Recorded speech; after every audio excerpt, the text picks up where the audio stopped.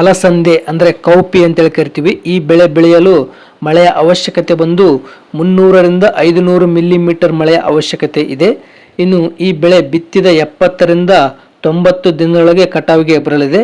ಇನ್ನು ಈ ಬೆಳೆಯಲ್ಲಿ ಉತ್ತಮ ತಳಿಗಳು ಬಂದು KBC 1, V240, CO7, C152 ಎನ್ನುವ ಉತ್ತಮ ತಳಿಗಳಿವೆ. ಈ ಬೆಳೆ ಎಕರೆಗೆ 5ರಿಂದ 7 ಕ್ವಿಂಟಲ್ ಇಳುವರಿ ಬರುವ ಸಾಧ್ಯತೆ ಇದೆ. ಮುಂದಿನ ಬೆಳೆ ಬಂದು ಎಳ್ಳು, ಸೀಸಮ್ ಅಂತೇಳಿ ಕರಿತೀವಿ. ಈ ಬೆಳೆ ಬೆಳೆಯಲು ಮಳೆಯ ಅವಶ್ಯಕತೆ ಬಂದು 300ರಿಂದ 500 ಮಿಲಿಮೀಟರ್ ಮಳೆಯ ಅವಶ್ಯಕತೆ ಇದೆ. ಈ ಬೆಳೆ ಬಿತ್ತಿದ 80ರಿಂದ 100 ದಿನದೊಳಗೆ ಕಟಾವಿಗೆ ಬರಲಿದೆ.